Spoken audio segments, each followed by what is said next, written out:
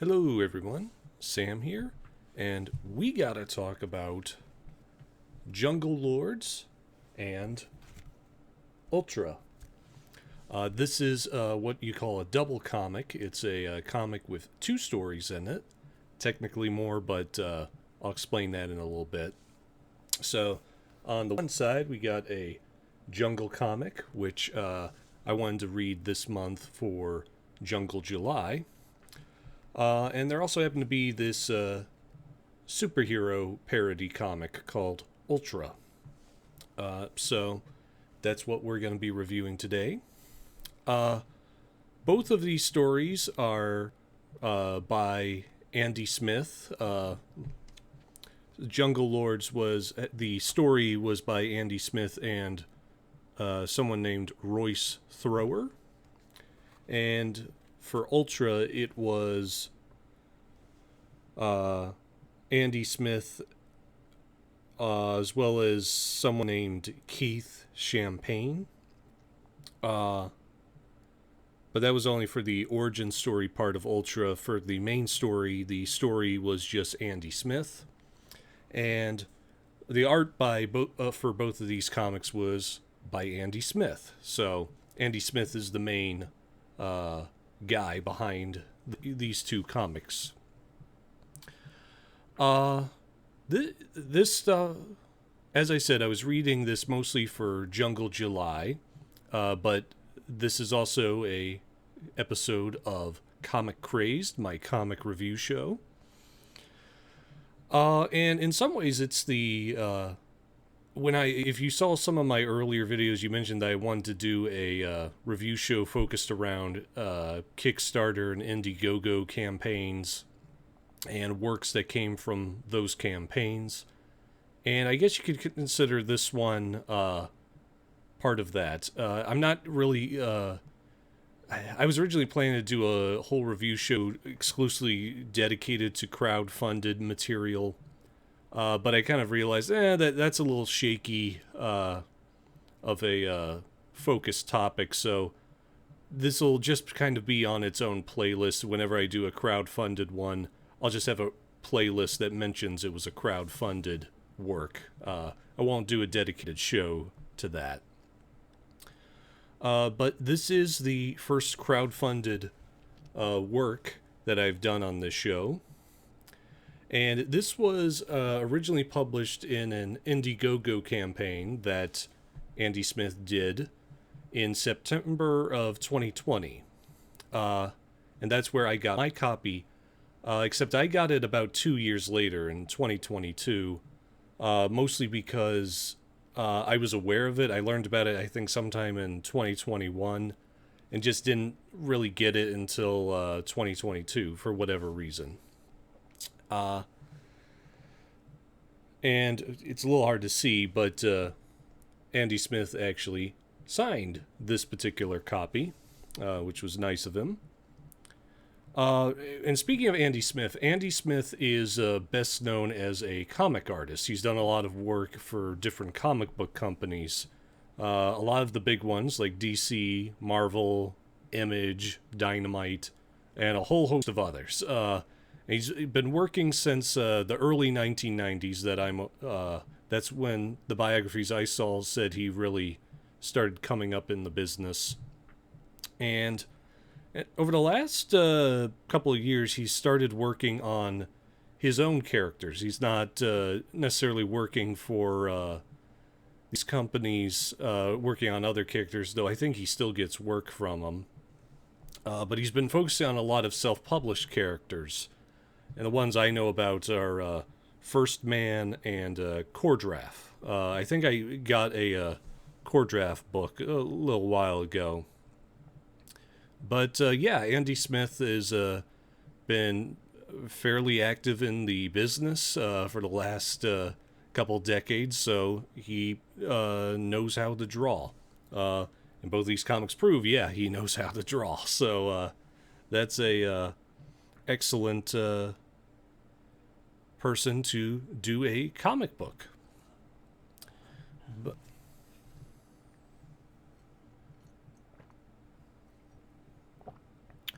so the plots for both Jungle Lords and Ultra. I'll start with Jungle Lords since that was the one I really wanted to focus on. Jungle Lords, if the cover featuring two scantily clad jungle people didn't clue you in, this was an attempt to do a modern iteration of a jungle comic. If you saw my Jungle July video, you'll know that I talked about how jungle comics were actually huge, starting all the way back to early comic bookdom, because Sheena, Queen of the Jungle, she came around before even Wonder Woman was on the scene. And there were plenty of Tarzan comic strips that were out before comic books even really came into their own. So jungle comics were absolutely a huge thing from pretty much the start of comic books as we know them. But they kind of died off by the early to mid 1960s, and they just never really got their prevalence back and kind of got overwhelmed by superhero comics, as did a lot of other popular comic book genres like westerns and horror comics. So this was an interesting experiment by Andy Smith, because he was trying to sort of do a modern iteration of some of those old jungle comics. And that actually has kind of been a theme throughout the 2020s. This was the first one I'm aware of, but there have been a lot of attempts by other comic book artists, writers, and publishing companies to sort of bring back jungle comics. The one you guys probably know about, because I talked about in Jungle July, is Antarctic Press, because they've rebooted Jungle Comics. And apparently they also rebooted Planet Comics, too. I didn't know about that, but Jungle Comics have gotten a little bit of a resurgence. And Jungle Lords was one of the earlier examples that I was aware of. And Jungle Lords is... the story itself is about a couple named Porter and Jane. A pretty obvious... nod to Jane Porter from Tarzan of the Apes. But Porter and Jane are this middle-aged couple who run this air transport business in southern Florida.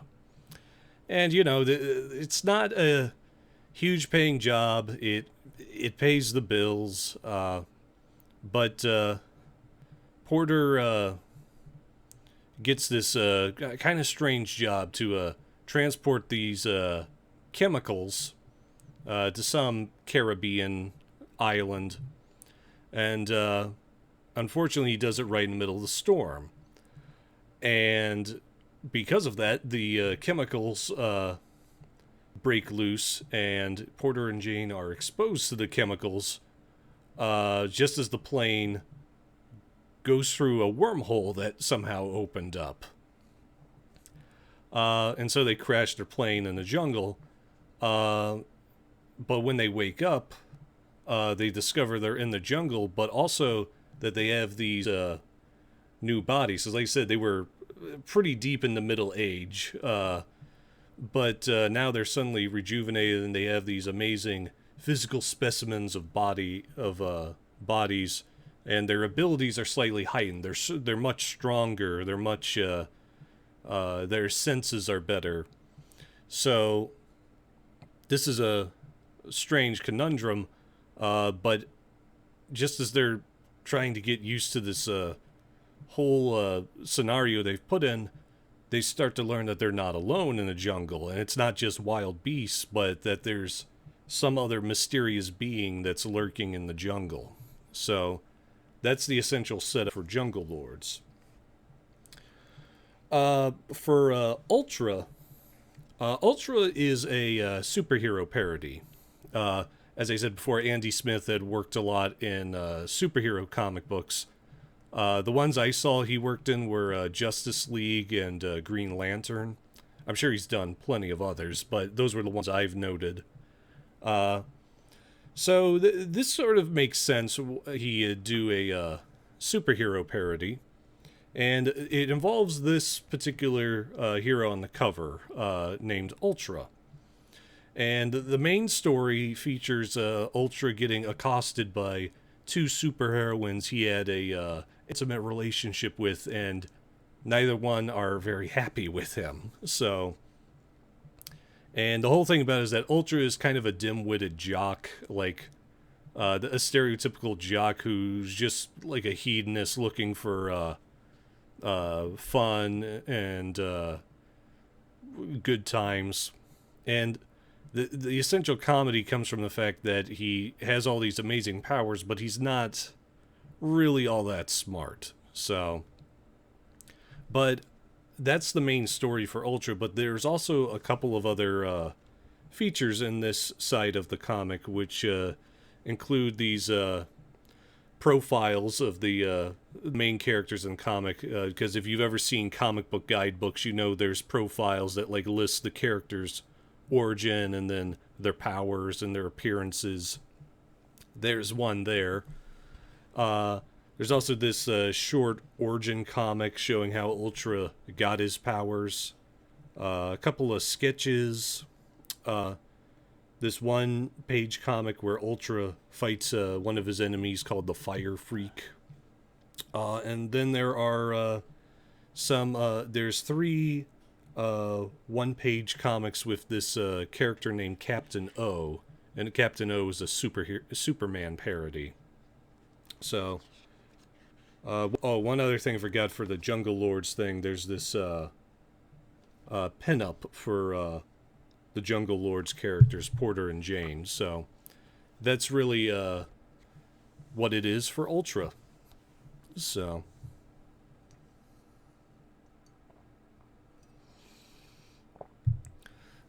I'll first talk about what I think worked for both of these comics. Starting with Jungle Lords, because that's the one I wanted to mostly focus on. I think Jungle Lords has a pretty good balance of seriousness and goofiness, because it is sort of a goofy comic. Jane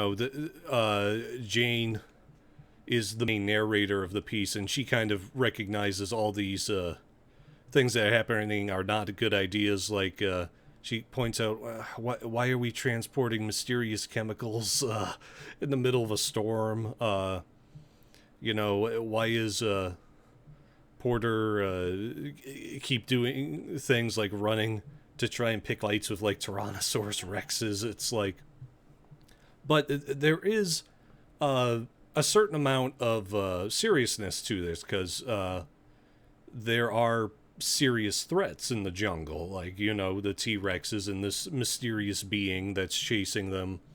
But it's kind of the thing of Porter and Jane are a married couple, and they still bicker like a married couple, even as they're right in the middle of this jungle adventure. So it's one of those things where there are a lot of comedic moments, but they don't really distract from the overall story. And I also thought the setup for the story was pretty clever, because one of the reasons a lot of people have sort of avoided jungle comics for the last couple decades is the fact that jungle comics kind of came up in their prime, kind of came up in this time when it was much harder to get around, where if you were stuck in the middle of the jungle, it was a legitimate problem. It could take weeks to get out of it. But nowadays we have a lot of infrastructure, a lot of technology that can help people get out of those scenarios. So I think it's sort of a thing where technology is sort of dimmed. Not that you still can't get lost in a jungle, but I think a lot of people just kind of have lost that sort of mystique for the jungle. But Andy Smith finds a clever way to sidestep the issues that modern technology would bring to a modern jungle story, because he has them go through a wormhole. They have no idea where they are. Are they in, Borneo? Are they in Africa? Are they in South America? They have no idea. And there's or are they even in a different dimension or something? So he finds a clever way to explain why they don't just like use their amazing abilities to get out of the jungle. So that was a good way to address that sort of story concern that many people would have. I also think that both Porter and Jane have pretty good character development in the story because Porter is taking all this thing about like being in a new body and being stuck in a jungle. He's taking it surprisingly in stride. In fact, he kind of seems to like it. But he sort of has to spend a good portion of comic learning to be more serious, like realize, hey, this is not like a jungle gym, pardon the pun, where things are all hunky-dory. Like, there are dangers here. And Jane herself, who spends most of the comic just kind of complaining to Porter, saying like, "Ah, geez, like Porter, why are you doing this?" There's a point where she actually has to step up and be the hero, and not just complain about everything. She has to actually step up and do something. So that's very cool. I also really like the ending to this comic because there's this reveal at the end where I won't spoil it, but it turns out the mysterious being that has been stalking the two turns out to be a certain famous person in history who was famously lost, and nobody knows what happened to them. So it's a very good cliffhanger. Unfortunately, Jungle Lords, I think it was only a single comic. I haven't seen any other comic, so unfortunately it ends on that cliffhanger, which is such a good cliffhanger that it's kind of a bummer there's no sequel to this. But it's a good reveal. I like that reveal. I think it goes without saying, the artwork for this particular book is very good, because obviously, because it's a jungle comic, there's a lot of cheesecake with Jane, because you have to. She's wearing the typical jungle bikini, but Porter is flexing his pecs a lot too in this. But it's drawn well, and it's drawn.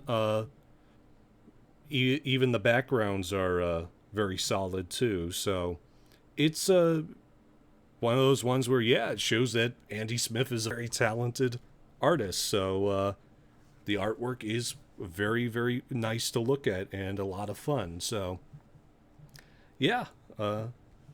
very enjoyable.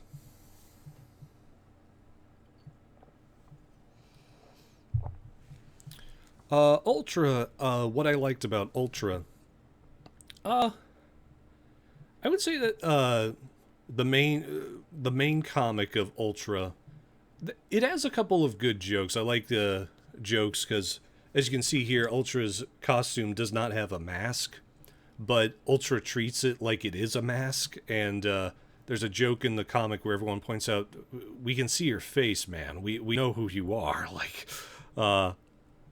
And there's also another ending reveal, because after the shenanigans of the main comic, Ultra has to go back to his day job. And the reveal of his civilian job kind of highlights, this guy is not in the best of places. But there's a couple good jokes in Ultra in regards to that. The origin comic that's made for Ultra is kind of amusing because it shows how he got his powers, and the powers. It's kind of a typical comic book sort of power thing. I won't spoil how he gets it, but it involves a PlayStation. A PlayStation, and it's amusing. I also kind of enjoyed the profile pages, because if you've ever grown up reading comics, you sometimes have gotten those guides that have like character profiles talking about the characters in them and their powers and whatnot. And this one has a version of that too, and it's a pretty fun parody of the profiles, and so again, it's a thing. If you've read comics, you'd really enjoy that. I also surprisingly, I actually found the Captain O stories that are in this. This is what Captain O looks like. Captain O stories were actually pretty amusing because it all involves like these minor disasters and inconveniences that are treated as these big things, but Captain O easily solves them.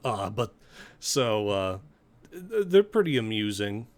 It's also kind of funny because in all three of these one-page comic stories, he has an absurdly convoluted way of getting his superpowers, and his origin is explained in this tiny paragraph that it's just rushing through everything to explain this convoluted origin.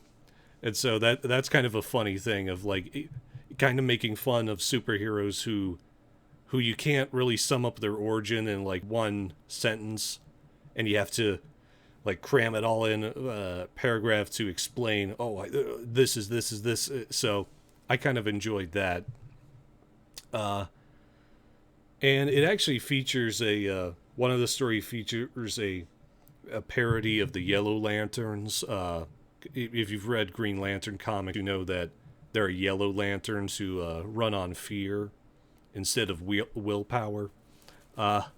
So there's a Yellow Lantern appearance there, which makes sense because Andy Smith had worked on Green Lantern comics. So it's kind of a fun nod to his career there, too.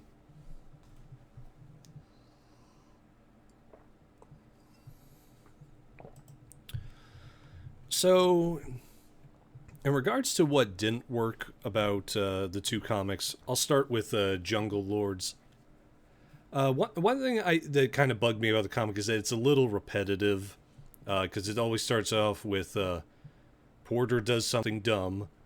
Jane says, you're doing something dumb. Something goes wrong because Porter did something dumb, and Jane has to bail him out. Because it's not a very long comic, it doesn't necessarily destroy the comic, but it does get a little repetitive, because I think it happens like 3 times in a row, and it's kind of like, okay, we get it. Porter doesn't think things through. It really hammers that home, so it just kind of goes, okay. But I also think that the way the story is structured is a little weird, because it kind of starts off in media res, where we see Porter and Jane in the middle of a adventure of a T-Rex. Then we flash back to their origin, and then we come back to the present day for a couple pages, and then we go back to their origin, how they arrived, and it's like, it didn't necessarily throw me off, but it was kind of distracting to have this constant shift between time, and even that shift between time, it kind of leaves out a lot of the middleman between when they first arrived and got their rejuvenated bodies, and this period where they've been living in the jungle for a fair amount of time and are doing these adventures. So there was just kind of this portion of the story that was missing. I kind of wanted to see those first couple of days they were in the jungle, and still kind of getting used to this strange new world. So, yeah, that was a little disconcerting. I was kind of discombobulated by those shifts in time. In regards to what didn't work about Ultra, I think Ultra is kind of a victim of time, because when this came out, I think this came out either right around when either right before The Boys on Amazon had come out, which was also superhero parody, or right about the same time. And when The Boys first came out, there was a lot of people who really liked how that was a dark deconstruction of superheroes. But and it had like a lot of crass humor, overly bloody violence and dark humor. And Ultra, it doesn't quite get into the bloodiness, but it has a lot of crass humor. That and crass humor about like the superheroines Ultra's getting in a fight with, say he's not that big, if you know what I mean. Everybody's talking about how scantily clad all the costumes are. One villain gets stopped by Ultra because he pees on him. Everybody's dropping curses like a sailor. And it's just one of those things that I think in 2020, when this came out, it might have been a little more refreshing, particularly after a decade of Marvel dominating cinemas and everybody kind of wanting a darker superhero portrayal. But in today's world, it kind of feels overplayed, especially since The Boys just finished, and that show was entirely dedicated to this kind of style. Not exactly, but very similar. And so it's one of those ones where humor is subjective, but a lot of the crass humor here just did not work for me because I've seen so much of it. And it's one of those things that it's kind of like it would be more rebellious and refreshing if it was just a straight superhero comic. I know that's not what this is going for, and I'm not judging it by that, but it's one of those things where reading this today, when we've had so many edgy superhero deconstructions with dark humor, it just feels very overplayed, and so it's not as interesting or impressive as it might have been in 2020. And speaking of the humor, I think what bothered me about the humor is that the humor here is very predictable. It's like, there's a strong buff guy. I wonder if he's going to be actually a dumb jock and not smart like Superman is. And he is. And that's kind of the theme for the whole book, not just the main Ultra story, but the rest of the stories of how it says superheroes, but they do something dumb. And that's kind of the extent of the humor. It's like, oh yeah, this super strong, super powerful individual is going to do something stupid. And it's kind of like, okay, is there going to be anything else? No. So again, it's one of those things that's sort of like, I'm fine with dumb characters, but this one, it just kind of felt like they're dumb for the sake of being dumb, not because it serves the story. It's kind of like, well, because it's easier to make a joke when your character is dumb. So it just didn't work for me.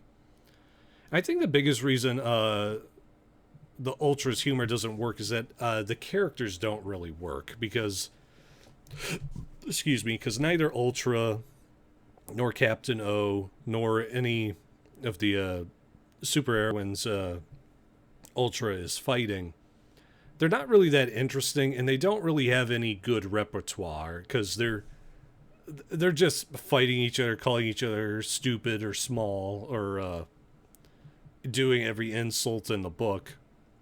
And there's just no good chemistry there, even antagonistic chemistry. It just feels like a bunch of idiots fighting each other. And that's not... that doesn't make it work.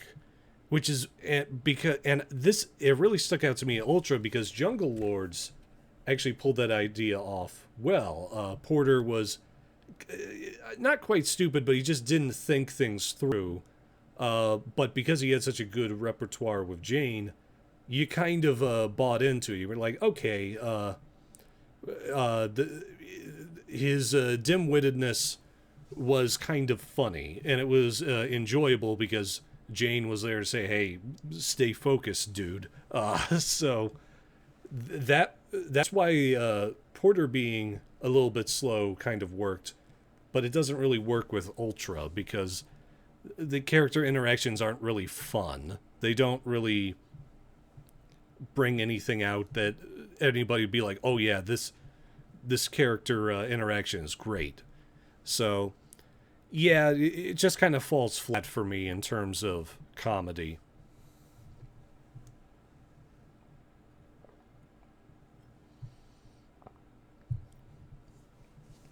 So the final ranking for Jungle Lords and Ultra. I rank on the 5-star system, 0 out of 5 being the worst, 5 out of 5 being the best. And I would say Jungle Lords, I would give a 4 out of 5 to. Because even 4 out of 5s to me is a good comic. It's a strong comic book. Because and the main reason I do is because Jungle Lords, it's a little clunky in parts. Like I said, it can be a little repetitive, and some of the framing of the story is a little weird, but it's a lot of fun. And I think that's what a good jungle comic should be. And yeah, this is one that I really hope someday Andy Smith does do a sequel to this because it sets up a sequel. And it'd be a really cool story to elaborate on. I would be curious to see more of Jane and Porter's adventures.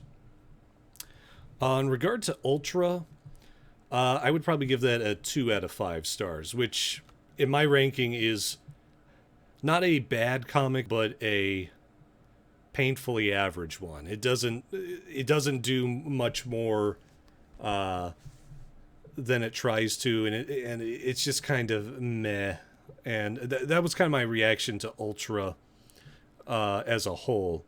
I guess if I rank the individual, the only one stories in the Ultra that I was kind of like I would maybe give a 3 out of 5 is the Captain O stories, because those are actually kind of amusing in their small scale events being treated like huge deals. So, but most of the other stuff for Ultra, I just kind of give a 2 out of 5 to, because it's a typical adult superhero parody and it doesn't go much further than adding dirty jokes, bad language, and dumb heroes. And it's kind of like, yeah, I'll take stuff that I've seen since 2019 for like 500, Alex. Like it's a very played out thing. Maybe I'd be more warmly receptive to it if this had come out, or if I'd read this right when it came out. But reading it nowadays in 2026, when the adult deconstructive superhero genre has been really played out, it just doesn't work for me. So, yeah, 2 out of 5 for Ultra. I would say, in regards to both comics being recommended to anybody, if you're into jungle comics, I think you'll like Jungle Lords. It's a lot of fun. It's a little more lighthearted than maybe some jungle comic fans would like, but I think it makes up for that in its character writing and art, and just being entertaining in general. So, yeah, I would recommend that for jungle comics fans. Ultra, I guess if you're really into superhero stories that are like edgy deconstructions, like The Boys, you might like this.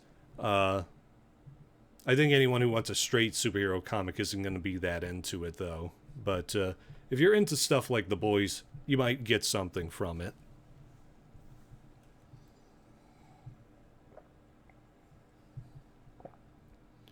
Any inspiration? For those that don't know, I'm a working writer, and whenever I do any of these reviews, I like to talk about whether these stories that I've read have inspired me in any way with any sort of writing ideas. And one of them did. Jungle Lords actually inspired me because it kind of made me realize there's this interesting idea of how with a lot of jungle characters, there's a lot of jungle story characters where a big part of the drama is either the jungle hero or the jungle heroine meeting their mate, who's generally a civilized person, whether it be like Tarzan or Sheena. They always meet a civilized person, and part of the first couple of stories is them building a romance before the civilized person comes to live with them in the jungle. But one thing I kind of liked about Jungle Lords is that it doesn't go through that typical narrative setup, because in this one, the couple's already together, and they are, because they're landed in a jungle, they already have the relationship and already have the dynamic, instead of building up to it like most jungle couples do. So I really like the idea of doing a story that's kind of focused on jungle character a couple that ends up in a jungle comic scenario, and it's just seeing how their relationship is when they're in this scenario. So I'd really like to do a story like that where the relationship is already there, and we just have to see how they adapt to this jungle world. So that kind of inspired me. Ultra didn't really give me any inspiration because, like I said, I've seen dozens of superhero parodies, either in comics, television, or movies. So Ultra didn't really do anything to make me go, oh yeah, that's an angle nobody's ever looked at before. And I was kind of like, yeah, I've seen it all before, so excuse me, not much I can gain from that inspiration-wise.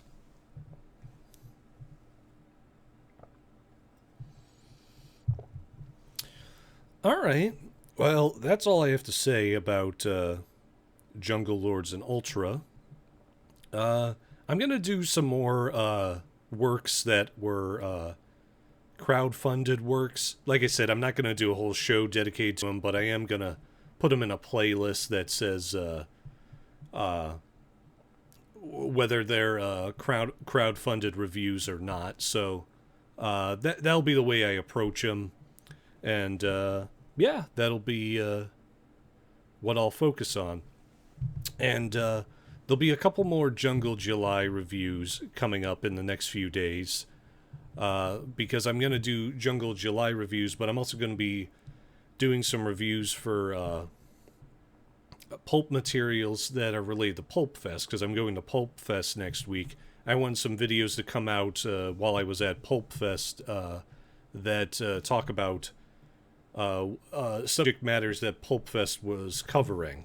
So you can expect some of those videos in the next week. The rest of this week is going to be focused on getting the last couple of Rocket Summer and Jungle July materials out before I scat for Pittsburgh. So keep your eyes out for that, and I hope to see you guys again in the next few days. All right. Bye.